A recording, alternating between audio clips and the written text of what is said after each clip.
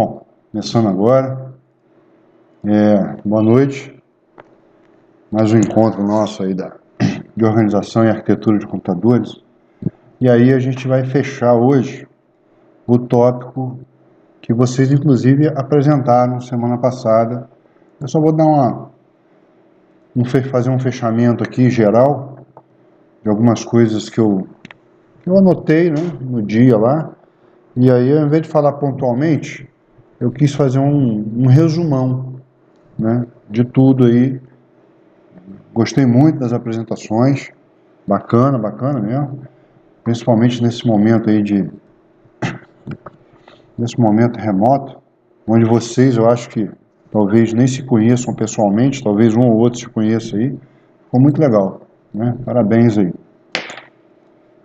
Deixa eu compartilhar minha tela antes que eu esqueça. E aí, vamos lá.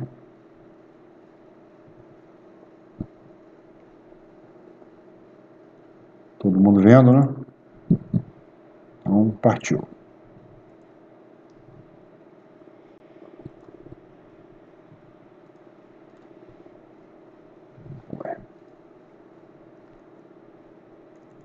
Já está apresentado.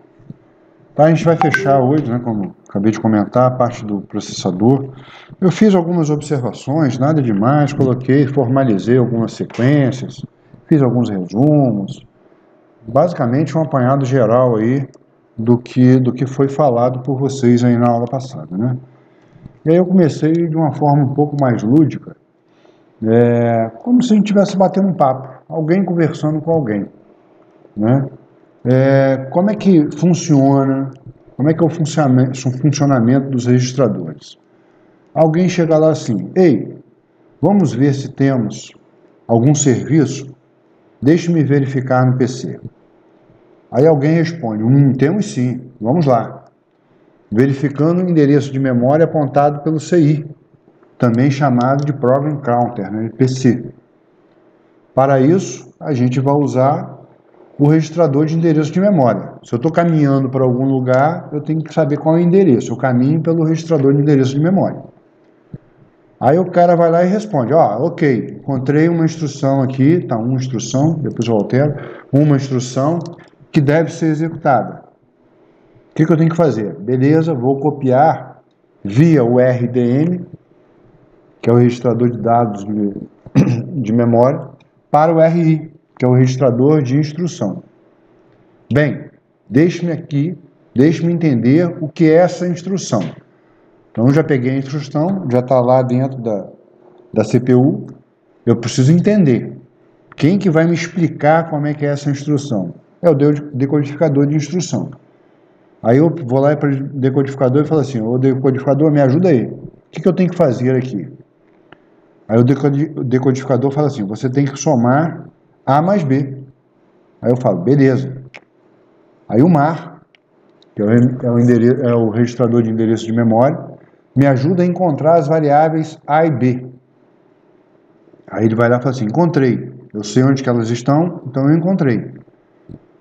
Copiando essas memórias, essas variáveis, para o registrador acumulador, também conhecido como MBR. Agora só falta somar. Vou enviar os dados para a ULA.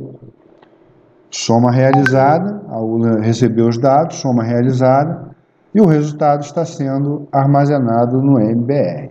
Então, de uma forma lúdica, é um bate-papo, né? Só para a gente descontrair um pouco esse assunto que parece tão metódico, mas de qualquer maneira ele também serve como um bate-papo aí para a gente entender o que funciona de fato. Bom, agora eu vou fazer um resumão, né, do ciclo de instrução, de uma forma mais formal. Né? O que é um ciclo de instrução? Ele tem 4 fases, ele tem um início, aí tem a primeira fase, é a busca da instrução, que é a fase 1, busca a instrução na memória principal. A fase 2, ela decodifica essa instrução. A fase 3 busca os dados na memória principal e armazena no RI. E a fase 4, ela vai executar essa instrução. Então a CPU comanda a execução da instrução dentro da ULA. E tem a última fase aqui, que na verdade é um teste, né? Que ele verifica se o programa terminou. Se terminou, ele finaliza. Se não terminou, se tem mais instrução ainda para ser executada, ele volta para a fase 1 e fica nesse loop, né? O ciclo de instrução, ele se dá nesse circuito, sempre. Vamos detalhar um pouquinho mais, mas detalhando assim, de forma resumida, o que acontece em cada uma dessas fases aí. Fase 1, né? Busca a próxima instrução na memória. A CPU busca o código da operação. A gente não falou aí, vocês devem ter visto esse negócio de código da operação na disciplina passada. A gente vai formalizar isso um pouco mais à frente.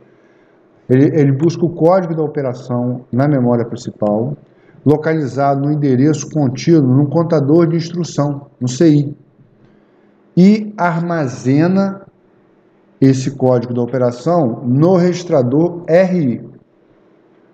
Como é que ele faz isso? O detalhamento aqui é meio utópico, mas é um detalhamento resumido. A unidade de controle lê o conteúdo do contador de instrução e coloca no REM. REM é registrador de endereço de memória. Tá? Depois, a unidade de controle envia o sinal via o barramento de controle, o bus de controle, à controladora da memória principal, para que realize uma operação de leitura. A memória principal, ela vai ler o endereço que está no registrador de endereço de memória, via o bus do endereço, no barramento de endereço, e busca o conteúdo da célula referenciada. A memória principal coloca o conteúdo no RDM, que é o registrador de dados da memória, via o barramento de dados. A controladora da memória principal envia um sinal à unidade de controle, via o barramento de controle, o bus de controle, o sinal de leitura concluída. Ó, fechei a leitura. A unidade de controle transfere esse código da operação, armazenado no registrador de dados de memória, para o registrador de instrução. Tá? Então, essas são as etapas, ainda resumida, né, mas de forma mais cronológica, aí, passo a passo, da primeira fase. Fase 2. Fase 2 é a busca da instrução. Então, a fase 1, busca a próxima instrução. Isso aqui demora às vezes, a gente aperta 2 vezes, ele vai 2 vezes. Então, busca a próxima instrução. E a fase 2 eu botei busca a próxima instrução também, está errado. A fase 2 é decodifica. Decodifica a instrução, depois eu vou alterar. Tá? Aqui é decodifica a instrução, não é busca a próxima instrução. Bom, aí o que ele faz? Ele já está com a instrução lá dentro, né? Já está lá dentro da CPU, no registrador RI. O decodificador de instrução interpreta, quer dizer, ele decodifica o código da operação armazenado no registrador de instrução.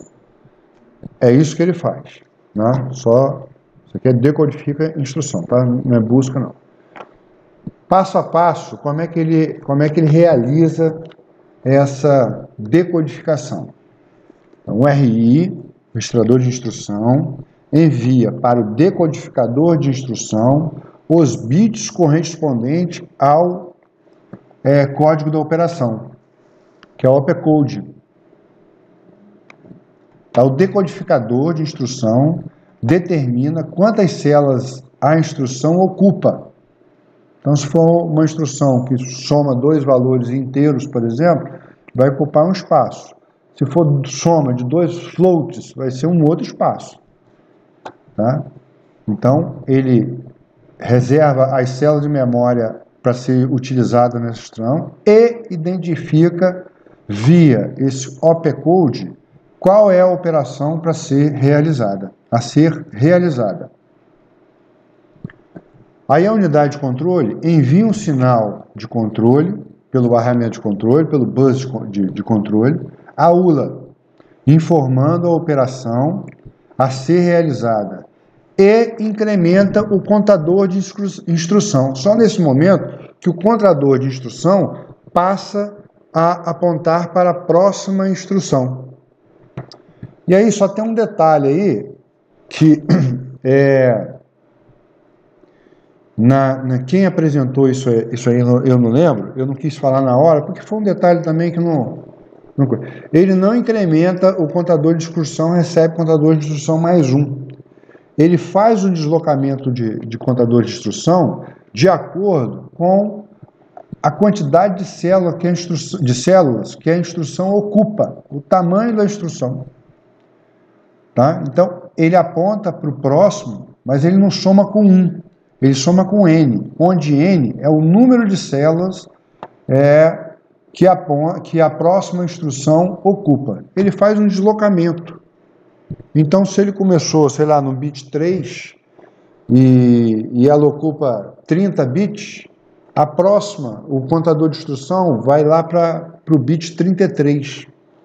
Tá? Ele não vai para o bit 4. Ele vai para a próxima instrução. Ele faz todo esse shift. Essa instrução inteira, ela é deslocada, né? O contador passa para o próximo, de acordo com o tamanho da instrução, de acordo com a quantidade de células que a instrução ocupa. Tá? Mas isso não invalida o que foi explicado na aula passada, na apresentação de vocês, não. Bom, fase 3, busca os dados. Se houver, né? Se houver dados, ele vai buscar dados. Só beber uma água.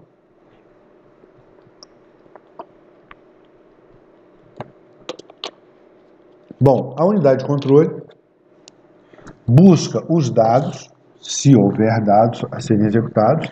Às vezes é só um teste lógico, um teste de uma variável que é booleana, então não tem dado. É só para saber se é verdadeiro ou falso. Não tem dado para ser executado. A unidade de controle busca os dados se houver e armazena no RI. Vamos detalhar como é que isso funciona.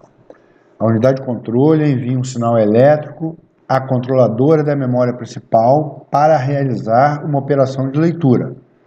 Então, a unidade de controle vai enviar para a memória principal, ó, eu quero fazer uma leitura aí agora. A coisa não é bagunçada, não. Eu vou lá na memória principal, eu leio, agora eu quero escrever. Não. Eu envio um sinal elétrico a essa controladora da memória principal, dizendo que eu quero executar uma operação de leitura.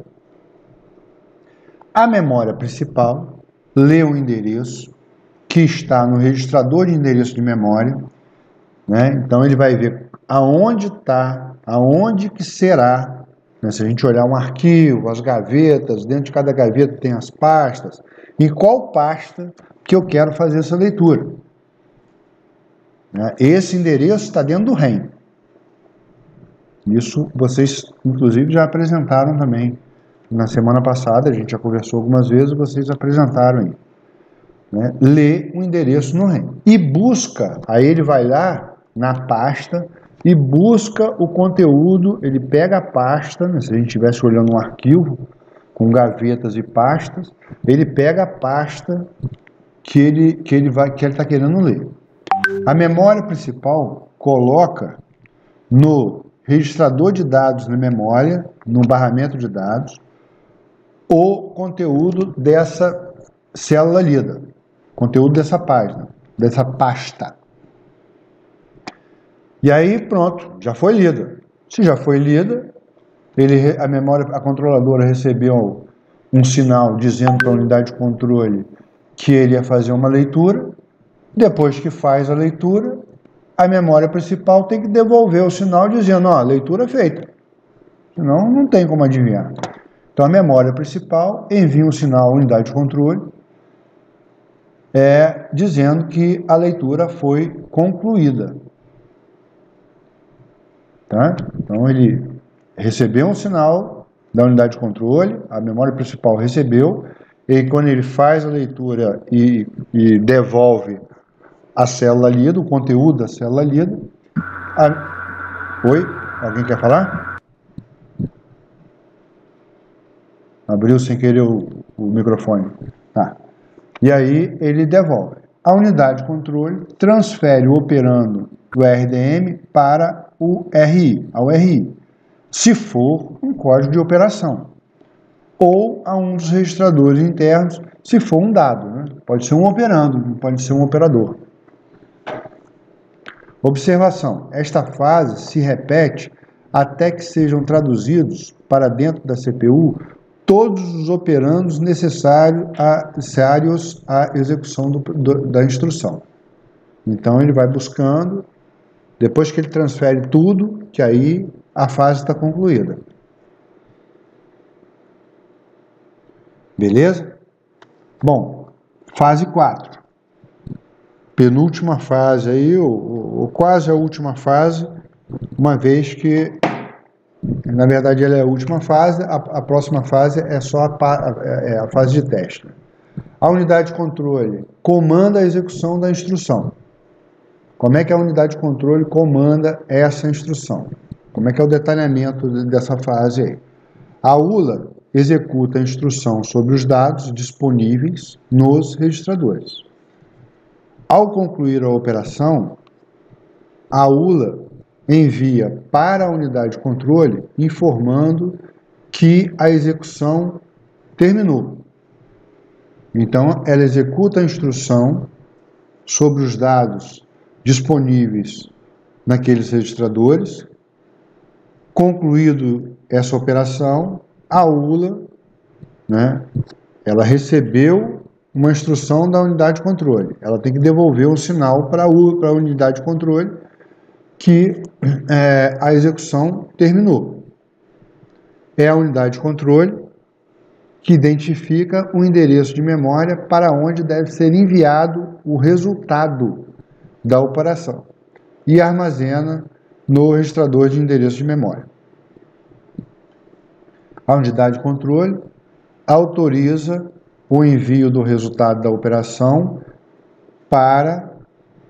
Aqui eu estou falando da onde vai ficar, aqui a gente está falando o valor do resultado para o registrador de dados de memória.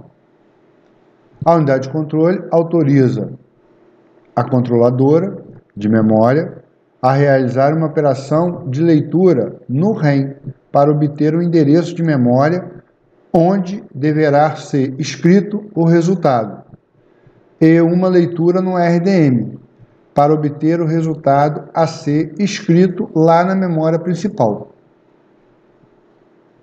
Feito isso, né, há um questionamento. O programa terminou? Quer dizer, aquele contador de instrução lá, ele está apontando para o final? Se tiver, ele para. Se tem alguma instrução ainda lá no CI, ele retorna para a fase 1 e fica nesse loop desse ciclo de instrução. Mais uma. E fica nesse loop.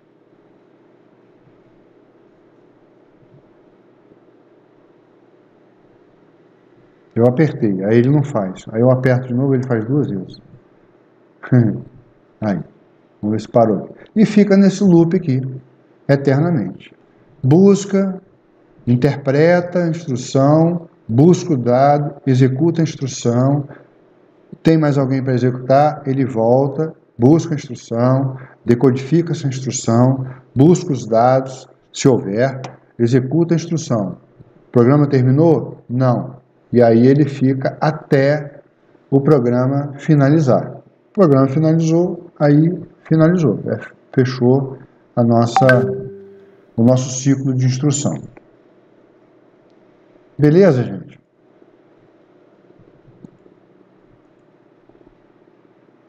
Deixa eu ver aqui o...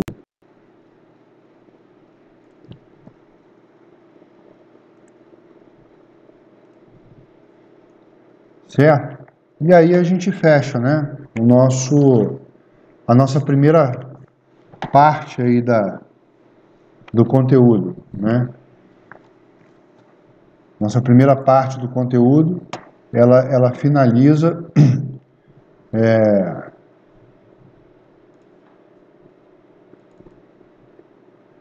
deixa eu só abrir um arquivo aqui para mostrar para vocês.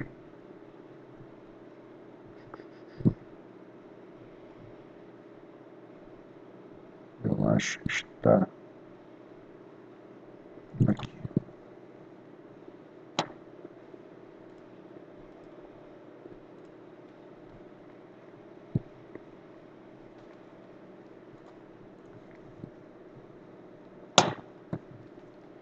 Deixa eu compartilhar de novo aqui.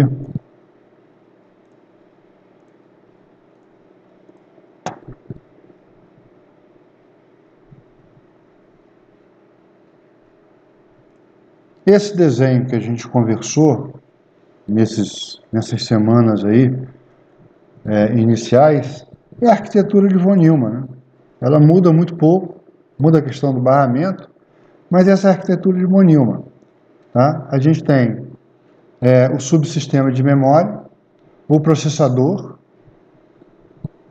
e temos os dispositivos de entrada e saída, o que a gente ainda vai conversar um pouco sobre ele ainda.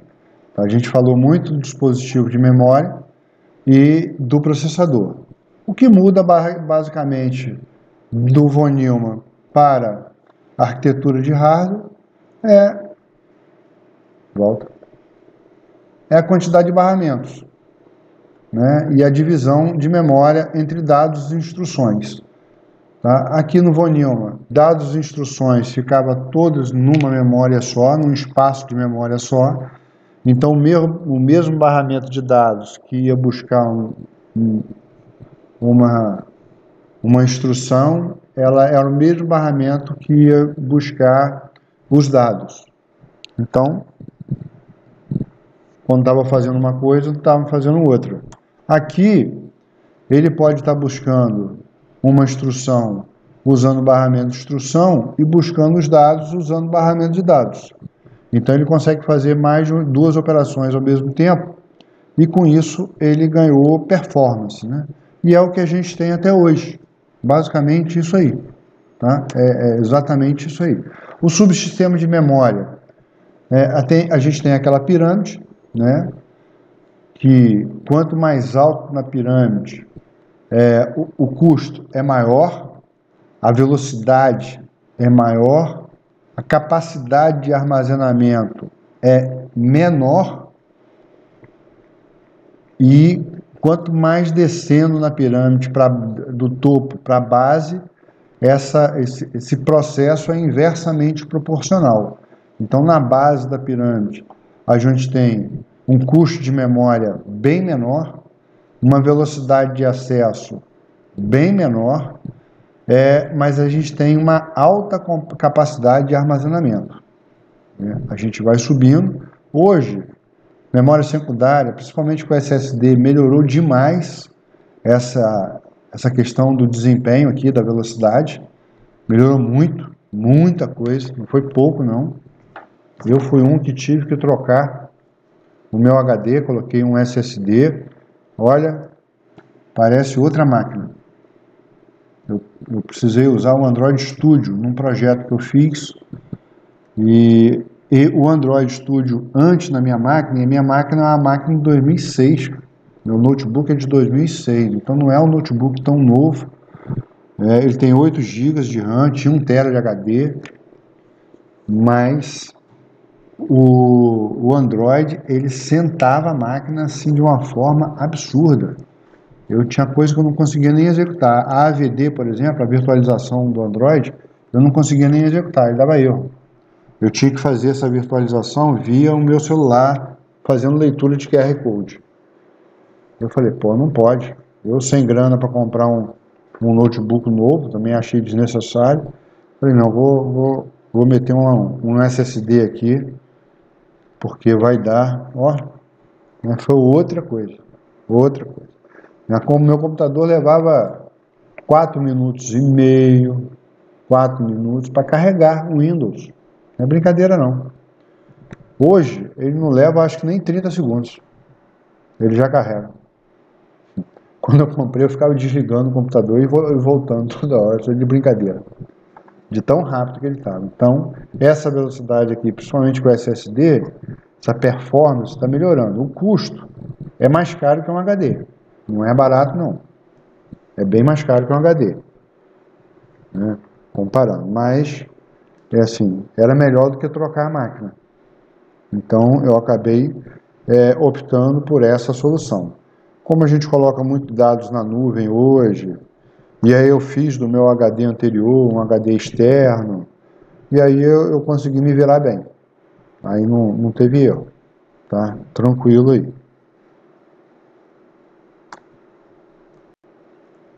Bom, vamos lá.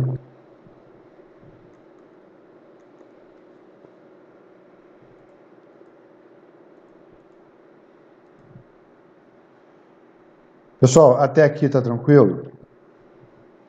Ciclo de instrução, vocês querem falar alguma coisa? Querem fazer algum comentário aí da apresentação de vocês na aula passada? Podemos? Professor, em relação ao que você tinha explicado aí, né, que o contador, ele não soma com mais um, né? Fui eu que tinha falado lá no É. seminário.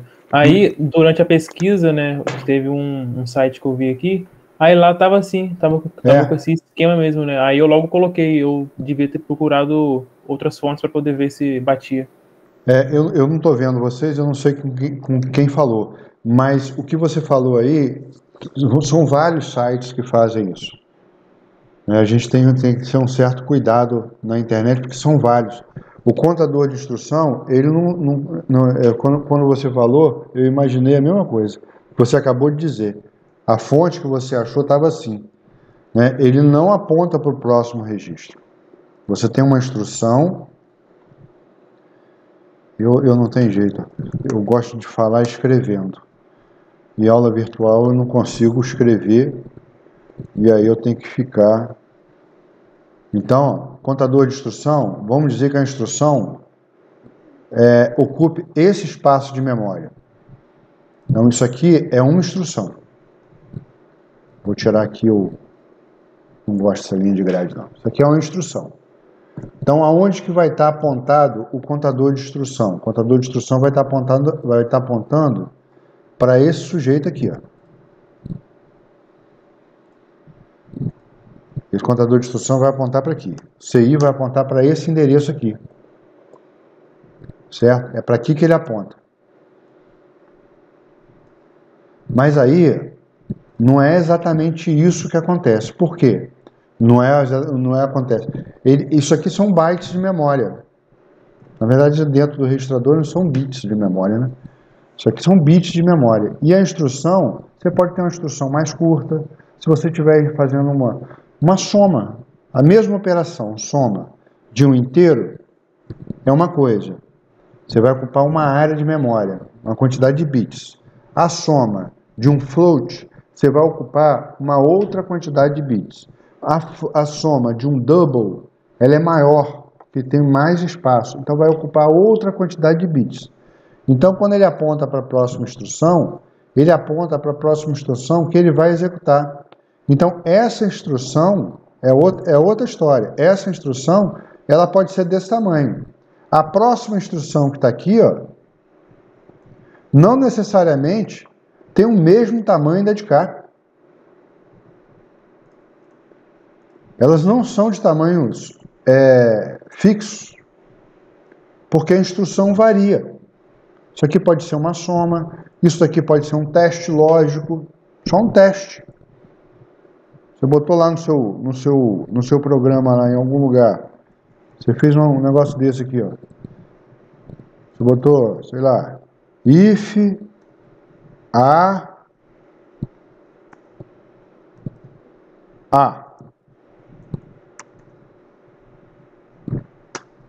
aí faz alguma coisa. Beleza. F1 ou C2, C1, C2, beleza. Isso daqui, ó, não tem operando.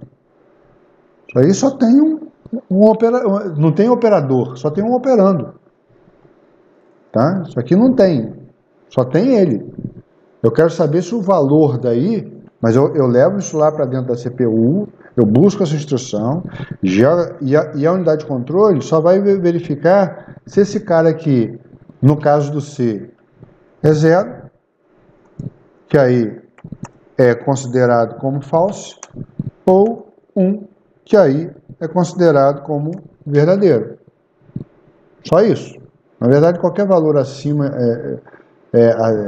que não seja 0, pode ser. Isso aqui é verdadeiro também.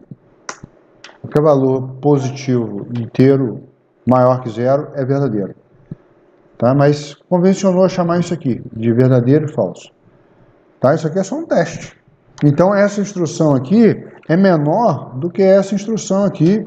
Você colocou S, recebe, R, não sei o valor de R, dividido por 3, vezes 5, mais C, menos A. Isso aqui olha o tamanho dessa instrução.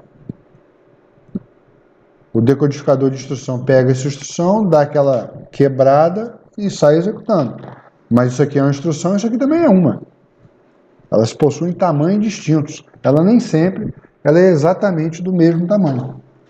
Então essa quantidade de bits aqui, de deslocamento, ela pode alterar, considerando que é tudo do mesmo tamanho. Considerando que as instruções são exatamente do mesmo tamanho. Então, essa instrução aqui, ó, ela está nessa posição. Então, o deslocamento de CI, ele para de apontar para aqui e vem para apontar para aqui, ó. Não é 1, é essa quantidade de bits aqui. Mas muitos sites que a gente acaba lendo, ele faz exatamente CI recebe CI mais 1. Não é, não. É CI recebe CI mais N. N é a quantidade de bits que é utilizada pela instrução. Tá? Ao pé da letra não é mais 1, não. Que dá a ideia de apontar para próximo, parece que é logo a seguinte, a célula seguinte, mas não esqueça que a gente tem um deslocamento aqui, né? Tem a quantidade de bits para ser deslocada. Então, por isso que não é exatamente assim. Mas está valendo, a sua explicação está valendo e eu só quis chamar a atenção porque às vezes a gente encontra realmente essa informação aí, que a CI recebe CI mais 1, mas isso não é verdade. Por conta desse deslocamento aqui.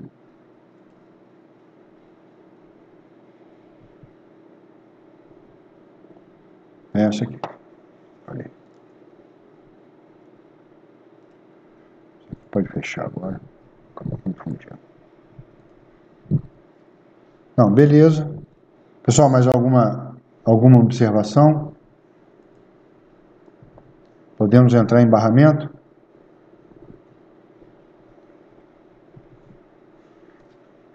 Bom.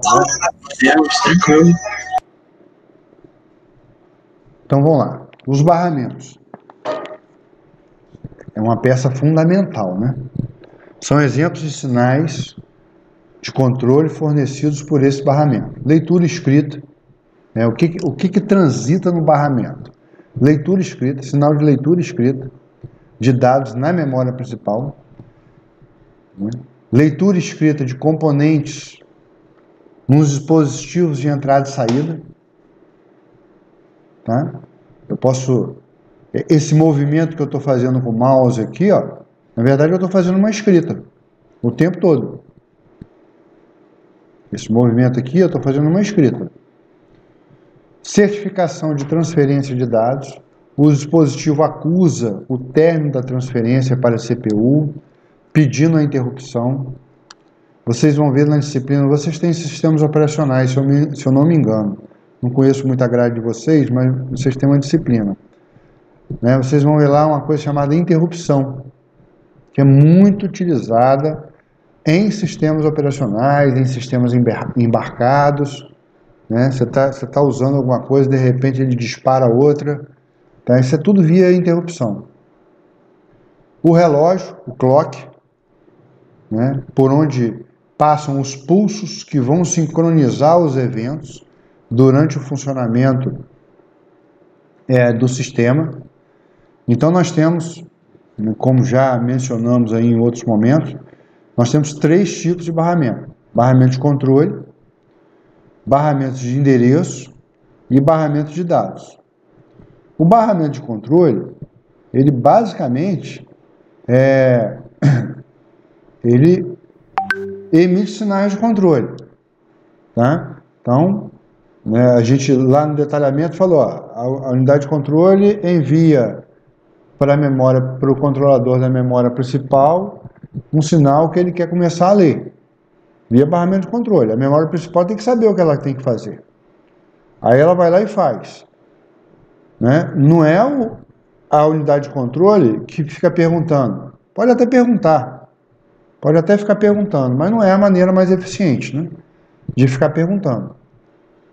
É como se tivesse uma pessoa assim, você vai lá, faz o favor para mim, enche esse tambor aqui de água. Aí você vai lá encher o tambor de água. Aí tem 2 formas de eu saber que o tambor já está cheio. Né? Enquanto você está enchendo, eu vou ficar perguntando. Tipo aquela, sabe, criança que fica, já chegou, já encheu o tambor, já encheu o tambor, já encheu o tambor, já encheu o tambor, já encheu o tambor. A criança em carro, né, que fica, já chegou, meu filho fazia isso direto. Já chegou, já chegou, já chegou, falta muito, já chegou, já chegou. Essa é uma forma que não é tão eficiente, né? Porque enquanto eu estou perguntando, eu estou consumindo recurso. Nós estamos falando de processamento aqui. Se eu estou perguntando toda hora, já encheu o tambor? Já encheu o tambor? Eu estou ocupando um espaço, uma banda, para ficar toda hora perguntando a mesma coisa, e estou consumindo recurso, porque alguém tem que controlar essa pergunta ad eterno. Ou eu posso fazer o seguinte, ó, você vai lá e enche, beleza? Aí você fala assim, beleza, deixa comigo. Mas quando terminar, você me avisa que terminou. Enquanto eu vou estar fazendo uma outra tarefa aqui. Aí você, legal. Então você fica lá enchendo, a controladora da memória principal fica lá fazendo a busca dos dados e tal. Quando ela terminar de fazer a leitura, ela envia uma resposta, fala, opa, encheu o tambor aqui, ó, já acabei de fazer minha instrução. Tá? Então, é mais ou menos assim que funciona. Né? Tem a outra forma? Tem, mas aí tem um consumo de energia. Se o seu dispositivo, por exemplo, for um dispositivo que não é... Ele é com uso de bateria, pilha, essas pilhazinhas comuns, e se você fizer montar um projeto que você fica assim toda hora, já terminou, já terminou, já terminou, já terminou, já terminou, a sua pilha não vai durar, a sua bateria não vai durar 20 minutos. Tá? Não, você fica parado, quando terminar, ó, terminei, aí beleza, eu acordo, eu desperto, saio de estado de espera, ou saio de estado de sleep, e aí eu vejo o que eu vou fazer a partir daí. Mas eu não estou consumindo recurso nenhum. Não consumir recurso nenhum, dentre várias coisas, é não consumir energia. Né? E lá no iniciozinho, que a gente falou das memória, né, quantidade a voltagem, que era 4,5, depois ficou 3,3, depois ficou 2,5. Isso tudo é vantagem, né, para quando você tem dispositivos que funcionam, principalmente a bateria. Bom, e aí nós temos o barramento de endereço. Esse barramento de endereço, ele basicamente pega da memória principal, o barramento de dados e o barramento de controle. E os controladores de periféricos, joystick, impressora, teclado, o disco rígido, a fita, nem usa mais fita, o modem, o plotter, mouse. Tá? Bom, uma coisa que nós temos aí bacana de se falar são os chipsets. tá? Os chipsets, eles ficam localizados na placa-mãe. Eles não são da CPU. Tá? Eles são localizados, eles ficam fisicamente localizados na placa-mãe. Tá? Qual o objetivo dele? O objetivo dele é acessar a memória RAM, acessar as informações de vídeo e acessar o barramento externo. Esse é o objetivo. A CPU passa por uma série de trabalhos a serem executados com o chipset da ponte norte, e aí tem a ponte norte e tem a ponte sul. A ponte norte, ela tem três objetivos, né? Três finalidades maiores. Acessar a memória RAM, acessar as informações de vídeo e acessar o barramento externo. A ponte sul, ela tem como objetivo lidar com os periféricos, tensões de controle, detecção e correção de erros. Tá? Na ponte norte, a CPU passa por uma série de trabalhos a serem executados para os chips da ponte norte, que, por sua vez, envia sinais elétricos e colhe informações para a placa de vídeo, por exemplo, e adianta o serviço, né, o processamento da CPU. Podemos considerar que esse chipset mantém um microprocessador, ele alivia um pouco a CPU. Ele tem, podemos considerar não, a gente considera realmente, e ele tem um mini processador dentro dele. Ele realiza, de fato, algumas tarefas que poderiam estar sendo realizadas pela CPU. E isso acaba aliviando o trabalho da CPU de troca de informações, porque ele acessa diretamente a placa gráfica, a CPU e a memória principal. A ponte sul, ela tem acesso à CPU, memória, tem, mas não diretamente. A ponte sul, ela tem acesso via a ponte norte. Podemos observar que o chipset ponte norte acessa diretamente a CPU. Já a ponte sul também acessa, mas via a ponte norte. O objetivo da ponte sul é controlar os periféricos, tensões de controle, né? Então, dispositivos, os barramentos dispositivos, barramento ISA, aquelas coisas todas que faz, o PCI, né? Ele faz esse controle. Por que tem essa ponte norte e a ponte sul localizada na placa-mãe? Para aliviar o processamento da CPU. Tá? A gente tem esses chipsets hoje para isso. Quem joga aí, né, eu particularmente não gosto de jogo, porque eu passava meus dias, eu fui desenvolvedor a vida toda, adoro desenvolvimento. Já falei isso com vocês. Então passava o dia com a cara enfiada no computador.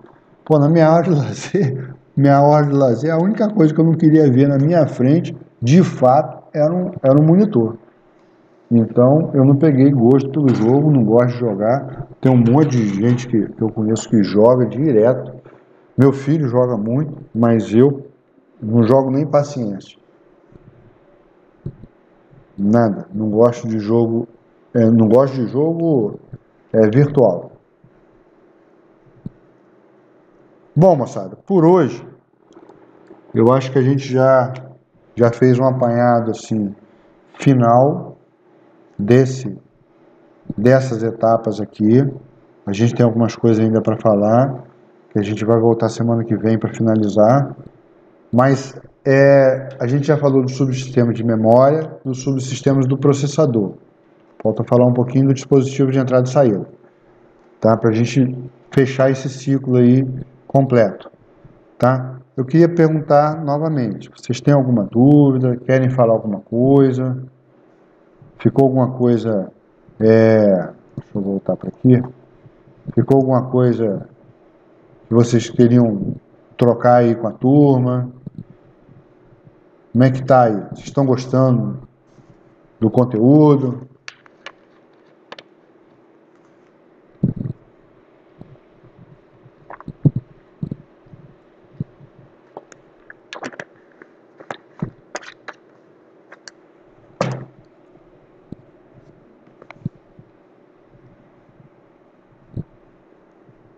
Porque eu falei isso desde o primeiro dia, né? A gente que é da área de desenvolvimento,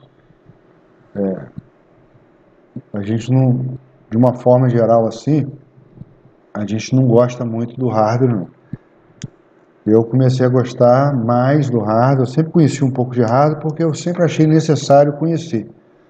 Eu volto a falar a mesma coisa que eu falei. Às vezes você está num projeto, e nesse projeto o cara te chama para você fazer o projeto todo. Não interessa de onde você é. Ele quer um programa, ele quer uma solução, mas ele quer um hardware, ele quer meio de comunicação, ele quer que você defina para ele aonde que ele vai ser, qual vai ser o backbone dele, ele quer que você defina qual o armazenamento que ele vai ter. Ele não quer, ele está contratando você para tudo. Então, eu sempre achei necessário ter uma visão geral. É claro que se você cair dentro no hardware comigo, eu não tenho como responder como um cara que é de hardware. Mas para conversar com alguém de hardware, a gente de sistemas, vocês de sistemas, vocês precisam ter. O cara, na hora que falar algumas coisas com vocês, pô, não, isso aí eu não preciso de uma máquina com um cache desse não, cara. Pode ser um cache mais leve. Vamos baratear o custo dessa máquina aí, que o cliente não precisa pagar isso tudo. Eu comento várias vezes, não lembro se eu falei com vocês, mas provavelmente eu já falei. Eu sou um pouco avesso a essa questão da tecnologia pela tecnologia. Tá bom, empresa não gasta desse jeito. Essa evolução tecnológica, que tem que ser tudo não sei o quê, inovação o tempo todo. Isso é um discurso muito bom para teórico. Na prática, o empresário, se coloque no lugar do empresário, que você vai investir na sua loja lá, que às vezes você, uma loja também não é pequena, não é tão grande, é pequena. Você tem aí, no máximo, aí, vamos botar aí 10 funcionários. E aí você quer colocar um parque tecnológicozinho na sua loja. Você vai gastar ali 50 mil reais para fazer isso? Todo ano? Você quer gastar 50 mil na primeira vez, da próxima vez você quer gastar no máximo para frente possível. Ah, mas apareceu uma solução em um computador novo. Eu quero que você tire água de leite de pedra desse aí, ó. Eu gastei 50 mil nesse cara aí e ele vai ter que me dar muito relatório ainda. Entendeu? O empresário não pensa esse negócio de ficar toda hora trocando máquina. Isso é dinheiro, cara. E aí o que ele faz com o parque tecnológico dele anterior? Até para vender umas máquinas dessas é difícil. Entendeu? Então não é assim que a banda toca, não. Tem que configurar a máquina, que ela tem uma vida útil, né, boa, mas eu quero tudo de ponta. Pô, cara, você vai gastar 8 mil em cada máquina? Você está afim? 10 são 80. Se gastar 20 são 160 mil. É isso que você quer? A gente tem que colocar na... Para quê? Para ficar consultando preço? Uma máquina, às vezes, de 3 mil te resolve o problema aí por uns próximos 4, 5 anos. Aí você fala com ele, você não vai gastar 160 não, você vai gastar 3, 10 máquinas, você vai gastar 30, 20, mais 60 mil. Acabou, resolveu o problema. Vamos começar com isso aqui. E a gente vai tocando. Então a gente precisa ter essa noção. É necessário que a gente tenha.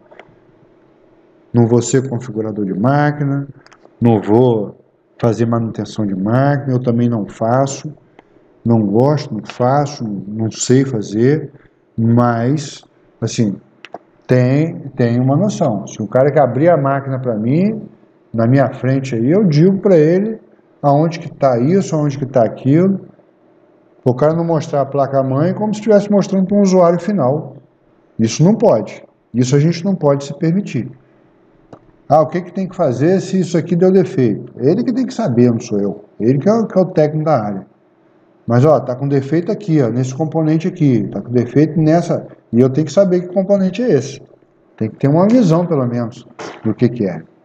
Não vou detalhar, mas a gente tem que ter uma noção, para não ficar vendido, né? A gente fica vendido aí até para os colegas nossos de outras áreas. Então, por isso que é necessário. Né? Quem é mais distante aí do hardware, que não gosta muito, é sempre bom. Né? É sempre bom. Nunca, conhecimento de hardware mínimo, nunca, não tem desvantagem fazer, acontecer. Então é isso, moçada. Por hoje tá bom. Né? Aula que vem a gente continua finalizando aí a parte de periféricos. E aí na semana que vem a gente combina como é que vai ser a nossa avaliação aí. Tá? A gente faz uma revisão e combina como é que vai ser a avaliação.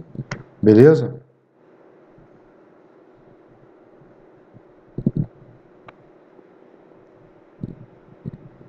Tá? Boa semana aí para todos. E até semana que vem. Boa noite. Alô, professor, boa noite.